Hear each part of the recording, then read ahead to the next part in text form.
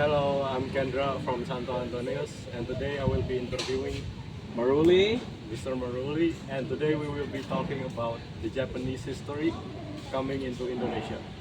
Okay. So, for the first question is, how did the Japanese economic policy during the occupation of Indonesia affect the economic situation in Indonesia that continued into the post-independence era? Okay, actually, when Japan came to Indonesia around 40s, uh, yeah, 1940s. Thank you. Uh, some economic policy, they tried to take all the resources from Indonesia, especially labor, uh, to fulfill their agenda in Southeast Asia. Southeast Asia. Japan came to Indonesia with one vision, and they share about their self as the old brother of Asia, East Asia especially, and they try to take all the resources to pay all the bill in terms of bill, because they still have war around Pacific, and they need some resources to pay to build the all the costs to pay all the costs of war, of Japanese war. And what is the policy of the economic? They centralize, they trade with us, with the Indonesian, and they have a monopoly of the resources, especially the things that Dutch have before, and all the factory like the sugar cane, tobaccos in Java, and most likely they control the economy. So what they did is they monopoly, they block, and they use all the resources to feed all the soldiers, especially in Southeast Asia and in Pacific. That's the policy. They monopoly all the resources. And how does all of that affects the economic situation in Indonesia that continued into the independence era? Of course, the situation of economic in Indonesia at that time, according to my parents, that's a very hard situation. Most likely, that's that's the poorest era during the colonialization in Indonesia. During when the Dutch came to Indonesia, they tried to build the social welfare in society. But when Japanese, they really push all the Indonesian, push all the people of Indonesia to work, to fulfill and to comply with the needs of the war. So Japanese not only come to Indonesia to monopolize the economic, but they also made us do labor. Yes. So that's what makes it the poorest era. That's the poorest era, I think, because it's about in 90s, at the let me correct, at the end of 80s, 1980s, and the beginning of 1990, there there was a group of Japanese and Indonesia association in conjunction between two countries to redeem what they did, because the economic policy and all the victims of the war, they get the compensation. they got money and rehabilitation from the Japanese government as a policy of forgiveness. They asking for forgiveness from Indonesia. Most of the victims, they already old, and this is very in a bad situation of economic now. They cannot survive. That's why the government give them compensation. That's Japanese government. Yeah. So I'm gonna move on to the next question. In addition to physical and mental suffering, how did the Romusha system affect the social structure of Indonesian society after the Japanese occupation? The structures of Indonesian society during the Japanese era is a very I think that's the lowest situation, because Japanese push all the girls, push all the ladies, the Indonesian woman, to become a geisha. That's in the terms of the Japanese language, is to become my word. That's they try to do like a sexual abuse to the woman. And of course, the country, not only in Indonesia, but in Southeast Asia, in Malaysia, in Vietnam, in the Philippines, they did the same treatment to the ladies. So the mentally breakdown from the Indonesian girls in the society. That's why it's not. That's a really bad situation, and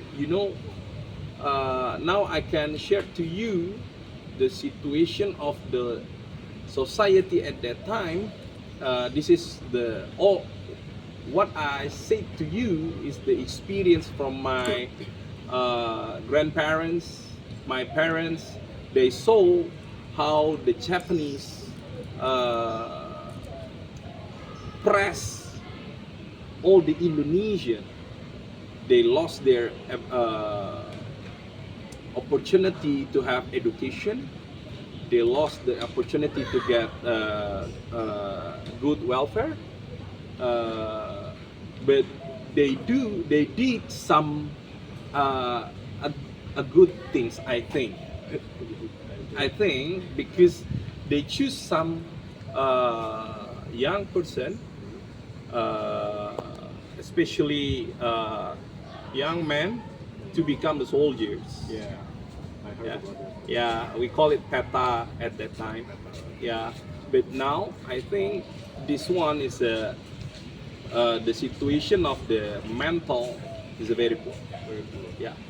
And about the young men going into military, is that all young men or like the some? They choose. They They choose. They choose a smart guy, and believe it or not, in that situation, there is this is we can call it as a blessing in disguise. That's not a blessing actually in the hard situation like that. Yeah. The young Indonesian soldiers, we call it peta.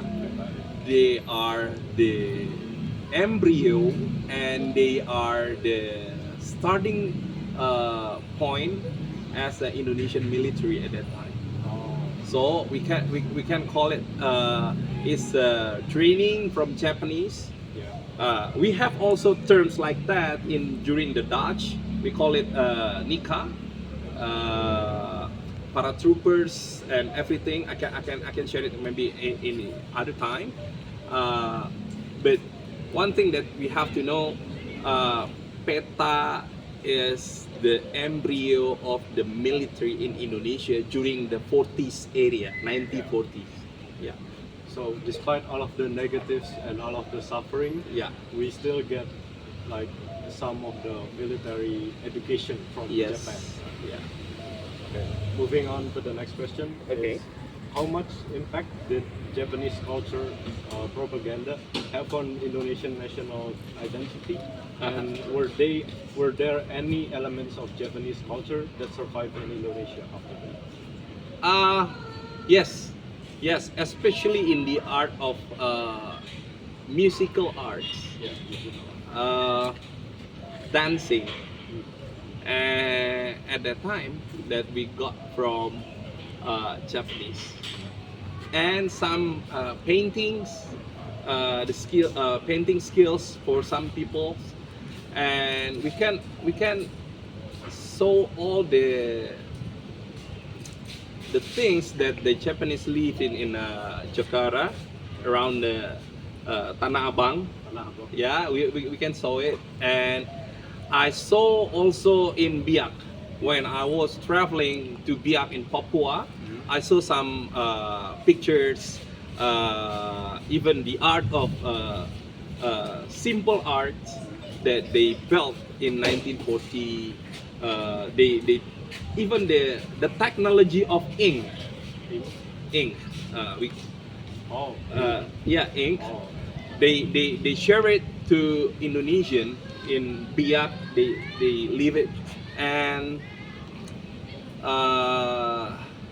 they leave some technology. I saw it in Biak, in the museum, because every year I saw it. Every time I came to Biak, I saw that situation. I saw the things. They leave some technology how to sharpen knives. Nice. Yes. Oh. That how to maintain, how to take care knives, because the Japanese culture, we know it's samurai. Yeah. Samurai. It's the culture. Then So yeah, it's surviving in Papua. yes, Oh. especially in Biak, Especially East here. Biak. Oh. Yeah. So you said there was also art in Tanah Abang, Yeah. and I actually just knew that. So Yeah. like, do you know like what kind of art it is? That's a textile, a little bit. Actually, the technology, the knowledge came from China. China. Came from China, maintaining by the Dutch. And the last era is the Japanese. The Japanese adding some knowledge and pattern of pictures, like a batik. Is how to maintain the ink, again ink, to that's we call it in a textile museum in Tanah Abang. We can see some Japanese legacy over there. Yeah. That's interesting actually. So next question is, what was Japanese strategy in using education as a propaganda tool, and to what extent did this policy actually help strengthen the spirit of nationalism among Indonesian students? Nationalism in Indonesia become actually Japanese offered some, according to my understanding, if I'm not mistaken, Japanese never gave a proper education in terms of civil education. Means they do care about military, but not in a civil education. But we do have some Japanese school that's for Japanese students when their parents is soldiers came to Indonesia, and they take care their kids. Just Japanese never bring their family, but for some reason in Menteng, we can see their house. All the families is stay there, and for me, how do the propaganda of Japanese, the only propaganda from Japanese to Southeast Asia and Pacific, they always say that they are the older brother of Asia. Yes, they are the lights of Asia from the east. Okay, so every time we can see from literature or books that they, I think, according to my understanding, that's a static education, not like a Dutch or British. They build the infrastructures, they build the people, and they give it to Indonesian. That's a different with Japanese. They destroy the country, press them onto the lowest level, never give them education. If there is an education, means from the Japanese. They only give like some education. Yes. So because of that kind of situation, the young men, young boys, and young girls, the Indonesian, they unite and become a movement in 1940, during the era 1942 to 1945. Okay, we have the student movement at that time. You can see all the fact in Jalan Keramat. Yes, in Senen area there is a museum of Sumpah Pemuda. You can see all the legacy over there. Not because the movement against the colonialization is starting from 1908. Yeah, 1928, 1945, but the movement of nationalism from the youth in Indonesia, not only in 1945, but they already built in 1942. The momentum is the peak of the momentum is 1945 during the Japanese era. But we have to understand that our proclamation helped by the Japanese. Yeah, was helped by the Japanese. Yes, was helped by the Japanese. And it was also like a build-up, like a massive build-up. Yes. Okay. I think that's all for the question.